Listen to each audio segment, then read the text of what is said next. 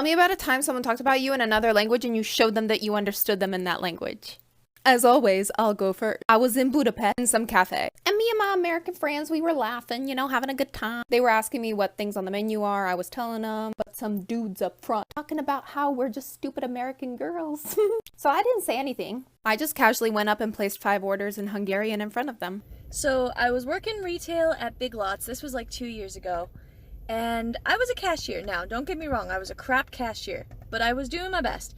And some old lady in Armenian came up and I was helping her, and I guess I wasn't going like fast enough for her, even though I was going really fast, because I heard her turn to her husband, and in Armenian she said,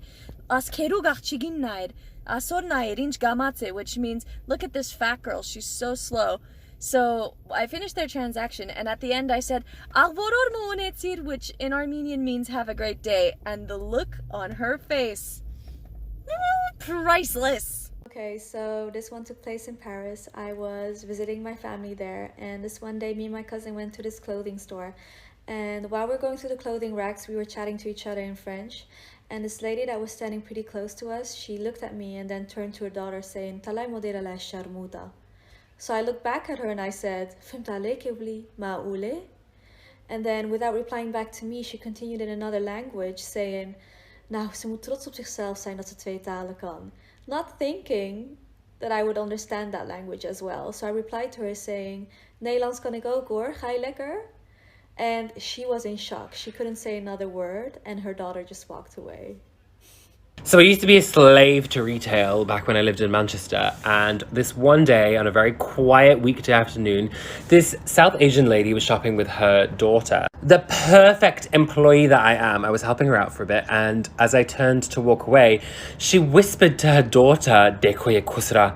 Now, the word khusra is a very derogatory word used to describe intersex or cross-dressing male. It's very homophobic, it's very transphobic, it's a really disgusting word. She probably thought I couldn't understand what she was saying because of my accent. I didn't have a beard at the time. I was looking the white. Anyway, I turned around to this woman and I'm like, "Auntie ji, aapki zuban itni lambi hai?" I've never seen another brown person turn so red. I'm a new model in Paris, and I'm at this very well-known designer's atelier putting on my clothes, and I hear the designer say something like, "Regarde Sophie, elle est tellement grosse." They don't know that I can speak French. They think I'm just an English-speaking model. So I continue with my fitting. At the end of the fitting, I say something like, "Merci, je vais te voir le défilé, au revoir." Their mouths dropped. I opened that show, and I got the campaign that year. It's a fun one because I actually have a couple. Alright, so boom. I'm at this girl's house. She's a Latina, and her grandmother lives with her. Her grandmother only speaks Spanish. So when I get there, grandmother goes, pulls the granddaughter to the side, and says, "Hey, you can have sex with black guys, but you cannot marry them." I'm off to the side like, okay. So we chilling. Later on, grandmother asks the granddaughter, "Does he want something to eat?" I'm saying, what does he want to eat? And I turn and say, "Yo quiero un poco de pollo frito porque yo soy un negro, prieto, cocolo." And she said, I've been waiting to tell this story. Oh my god. So, I was in a shop with my friends one day. I'm bilingual, so I speak Farsi and I speak English. By the way, Farsi is the language of Iran. So, I was waiting in the queue to buy my stuff, and there was these 2 Iranian women behind me. And then I heard them say, "Vay, چقدر این جلویی مثل خرس میمونه." Which translates in English, "Wow, this girl in the front looks like a bear." I legit turned around and said this. "تو دماغت مثل سوراخ کون منه." Which literally translates to, "Your nose looks like my arsehole." I told her, bitch. They were legit so shocked. Oh my god, I will never forget it. Ollies, I have so many of these stories, but one of my favorites is whenever I was in high school, I got pregnant at 15, and me and my baby daddy went to school together. We were the same age. We were sitting in the cafeteria one time, and some girl walked up to him and invited him to go to a quinceañera, pero en español. She asked him in Spanish if he wanted to go, and he would just looked at me, looked at her, and was like, "I have a girlfriend," in English, and she literally said, "Ni que me fuera a entender," like, that I wouldn't even understand her. And he looked at her and was like, "But she does understand." And she was like, "Oi," she literally said, "Oi, sí." Y es cuando yo le contesté y le dije, ay, sí, como te fueran a querer por puta sin pena. I said, uy, see, you act like they're gonna fucking want you for being a whore without any shame. Needless to say, she just fucking walked away and was like, shook. So it finally is my turn. I went to this Italian restaurant and go pick up my to-go order. So we call Parmesan cheese formaggio in Italian. So when I get in the car, I realized they forgot my cheese. So I go back and say, hey guys, you guys forgot my Parmesan cheese. And it was the waitress and the receptionist, and they were talking.